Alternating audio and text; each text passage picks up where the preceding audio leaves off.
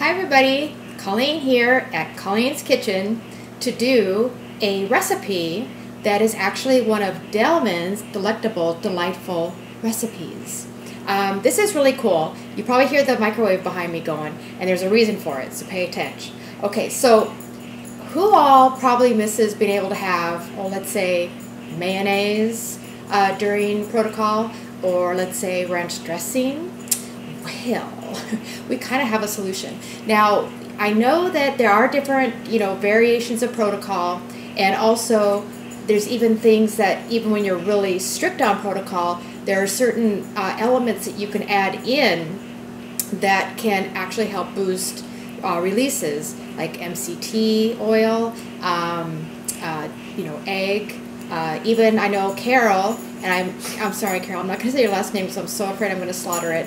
But I know people that have commented to me, asking me questions, have said that in her findings, she feels like a lot of times for people with in protocol should actually keep milk somewhere in the mix during protocol. She feels it helps with stabilizing later. So some people feel go into that camp. So this is kind of one of those things where once you know this recipe, then basically take from it what you want. Know that every body is different, and that depending on your sensitivity to adding certain foods to protocol, you're going to have to kind of pick and choose how you're going to want to go with this. But those of you that do want to try it, and those of you that think it's like the best thing since sliced bread, awesome, because it's all Bob and I wanted to do this all because, what better way to help people stay and not get bored with slenderizing than to have some yummy stuff to look forward to. So I'm going to run and go grab, it was just water that was actually in the microwave, but I'm going to show you why that hot water is important. Hold on.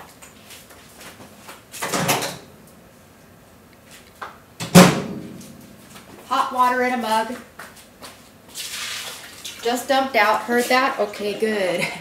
So, see, look at that. See, mug, hot mug, had water in it, microwaved, hot. Okay, so now we're just going to dry it out, but it's hot, actually. I'm actually burning my hands while I'm doing this, but it's okay. All for the sake of cooking. Okay, so hot mug, right? Hot mug. And now what we'll do is take this hot mug, and I've already, just for the sake of time, I already separated out of an egg, the fancy dancy egg, the yolk. Okay, so we're going to put the yolk in, and as I'm doing this, I also want to explain a couple more things about what's important. So we got the yolk in there, and we're putting it into the hot mug. Why? Why is she putting that egg yolk in the hot mug? Well, I'll tell you. Okay, so another thing that you must remember, and this is very important as well, is that you want the egg, before you separate it and before you start this, to be at room temperature.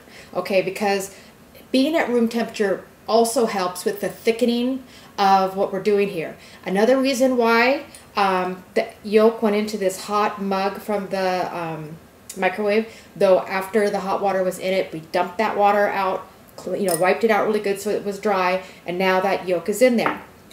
Well, Delman, while watching, get this, Julie and Julia, that movie. Remember that really cool flick about cooking? Anyway, so that's when she was talking about how to emulsify something, and that light bulb went over Delman's head like it does so many times, and he said, aha, I have something. So then you can take a hand blender or a mixer. I have to admit, the first couple times I used the recipe, I didn't read my directions as well as I should have, and I actually just used this, and it seemed to thicken just as well. But breaking new ground today, I'm going to go ahead and do this. Now, the next thing that's quite important is that, and I've got it in this one now. This one, it's pre-measured, but it's 2 tablespoons of the MCT oil. Okay. 2 tablespoons. Now, what's important about this, and I'm actually going to have to see how this goes, because you know what, I might have to forego this thingy, because it's not, my mug wasn't like, it's not letting my thing go down there, I think, well enough, but I'll give it a try. All right, so you want to drizzle, not dump in, not pour slowly, drizzle as it's doing its thing, okay? So you want to like just ever so slowly drizzle. Just drizzle it, drizzle it. Okay, I'm not gonna. All right. Well, as you can see, I'm not trying to edit that out. Okay, so I'm going to go back to using this, and I'm just gonna whisk, whisk, whisk, whisk, whisk, whisk, whisk, whisk, whisk, whisk, and I'm gonna keep whisking. And I'm going to keep doing the drizzle really slow while I'm whisking. Whisk, whisk, whisk, whisk. Why am I trying to do a sound effect of whisking or say whisk a lot while I'm doing this? I don't know. But basically, this is kind of your base part of the recipe. And then what's really cool is everything else that's surrounding me, and I'm going to show you all the each individual ingredients are pretty much, for the most part, just, you know, to taste, like what you prefer to have. So anyway, so I'm going along, whisk, whisk, whisk, whisk, whisk, and still drizzle, drizzle, drizzle. And it's really fun because you really start noticing it thickening up. And I'm sorry my hand blender didn't work though. I was kind of looking forward to using that. Now what's funny is the first night that I tried this and used this, I was explaining to my kids and my husband that it was, because they all love ranch dressing, that it was supposed to be like ranch dressing. And they were very curious, very, very curious. My hand's getting tired. It was very, very curious. So they kept saying, how is it? How is it? So actually, I made myself too big of a portion of salad. My eyes were a bit bigger than my tummy. So I let my husband actually have the remainder of it, and he was saying, yeah, that's really good. Now, what I find is that it's really not, it obviously is not going to necessarily look like mayonnaise or ranch dressing because, you know, we're used to all those companies, you know, putting all those wonderful additives. So something looks a certain way, but it doesn't necessarily mean that it is good for us. So this is good for you, tastes awesome, but you got to kind of get around it looking a bit yellow. Why? Because of the yolk. So anywhoozy, so you got this going. See how long I'm doing? I'm like drizzle. So actually you're supposed to be whisking or hand blendering or using a mixer for about 1 to 2 minutes. And though I can talk, heaven knows you guys know I can talk. I don't know because I'm trying to like do this, talk to you, look at what I'm doing, and pat my head and rub my tummy all at the same time. So I don't know if it's been the 1 or the 2 minutes, but this is all just so you get the information, right? Right? Okay, so I'm mixing. Oh, I'm still drizzling too. Now, another thing I want to touch on, because I've noticed that people, they kind of lump MCT oil and extra virgin coconut oil all together as far as thinking they're the exact same thing. And even though I guess, you know, when you break it all down, the properties of it are the same type of benefits. But again, this is where you've got to just know what is, you know, what works for your body. Because I'll tell you, hands down to this day, that I can take MCT oil and it will help me with my releases and helps me with any kind of hunger pang if I'm having that. And also it helps with digestion. Keeps things moving most times. Whereas as much as the coconut oil, you know, tastes good, I must say that if I'm in any kind of reducing type of situation, I feel for my body that it will sometimes kind of slow up things, where MCT oil doesn't. So that's where you really can't just lump them together, number one. You got to try it for yourself, number two, and then see which one works, if either. If both work, you know, hallelujah, you know, good kudos to you. So anywho, so we've got the yolk, and next what's going to happen is that the part that makes it into being mayonnaise, and again, these now are all choices that are going to be depending upon your desire, like what you like to do. You could add apple cider vinegar, and you can add salt and pepper. You really want to add salt and pepper, so you want to add salt and pepper for sure. Salt and pepper for sure, because actually the salt and pepper after the MCT and the egg, those are the base. That's the base. That really is the base. And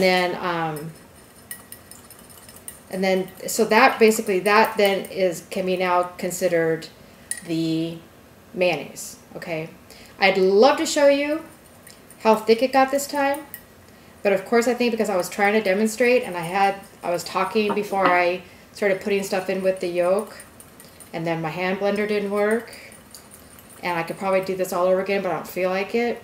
So you just have to take my word for it. Because I'll tell you, even though I've been using this little hand whiskey thing, the last other times I've done this without a camera, it's thickened up really cool. So just trust me, okay? It's gonna thicken up.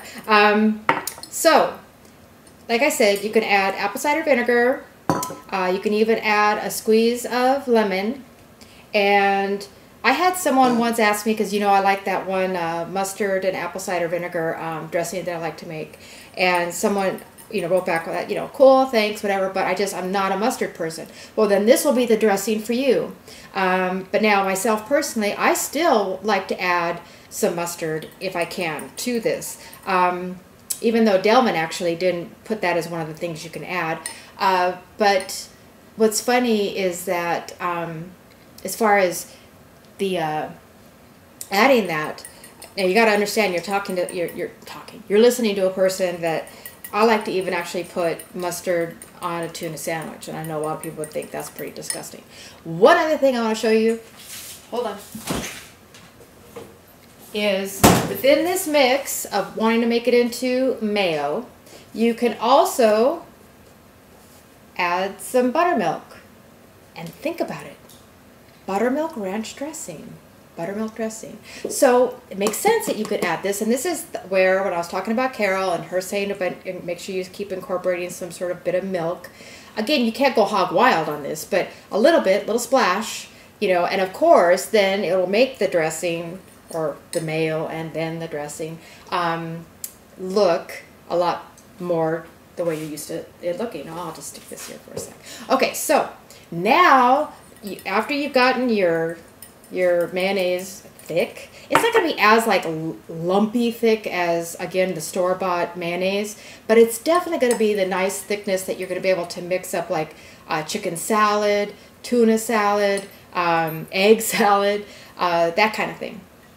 So then what you're going to do is, to make the dressing, you're going to add again to your liking, to your taste, garlic powder and onion powder. And what I notice is adding these two actually is also what I think helps thicken it as well. Now I know some of you, there was a really nice lady that was showing like a dressing she liked to make, and like I said, really sweet lady. The only thing I had an issue with was the thickening agent she was using for her dressing, and I'm sorry, I'm not remembering what the name of it is, because I'd have to look at. I just know that it's again something that's used as a thickening agent, but yet the way they make it, it's another one of those food additives that you really kind of don't want going into your system. So I was really excited about this, and what's really cool is like, yeah, that powder really is thickening this up now too.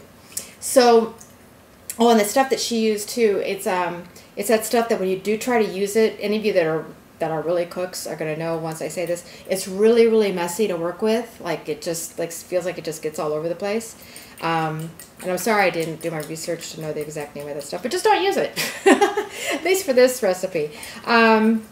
So anyway, so here we go. So I've got it's like getting so thick that it's like, look at, it's like getting stuck on my whisk. So there's this, but also too, see, I haven't added the apple cider vinegar. That's what I usually have added to by this time. So, and you know what, really, if you want your mayonnaise really, you know, tangy, spicy, you could probably add that, you know, these two seasoning powders to it as a mayo as well. One other thing that I think he wrote in here that you could add, oh no, that was another recipe that I'll do another day. So I know there was another recipe that he said you could add some like chili powder, but that was something else. Like that for a promo? Yet to come. All right, so anywho, so what I do to kind of taste to make sure I'm kind of on track of what I want is, that's good, is I just kind of, and I know it's not sanitary. If you're going to make this for your family, then you're going to do it different. But when it's just for me, I lick my finger, okay? And then I add some of this. Oh, actually, well, I won't do it now because I've got one that's not opened yet in the fridge. And I was going to do this for display purposes. So hopefully you got all that. It's really simple, though. Just, this is I'm just going to focus in on the key points really quick, and then I'll let you go. Is basically you want to make sure the egg's at room temperature.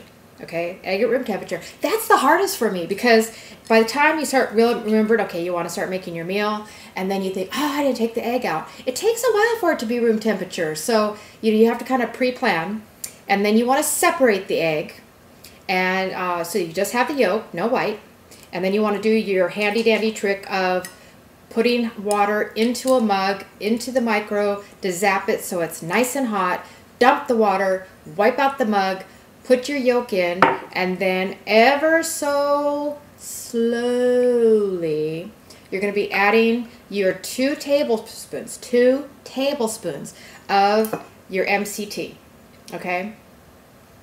And then after the 1 or 2 minutes of whisking and getting it all thickened up, then is when you're going to choose what other products you want to add, whether it be the apple cider vinegar or a squirt of lemon, the all lovely buttermilk, and your other, you know, your salt, your pepper, salt, pepper, and your powders, garlic and onion. Now, I don't even like onions, but I do like onion powder to spice, well, not spice, but, you know, jazz things up in a recipe. So that's that for now. And it really tastes good. And try it for yourself. Let me know how you like it. And thank you for putting up with me on this one. I'll work the bugs out as far, I shouldn't say bugs when you're cooking food. I'll work out the kinks when it comes to how I demonstrate the recipes, because I know I'm definitely not looking anything like the Food Network over here. But hey, effort. give me a star for the effort. And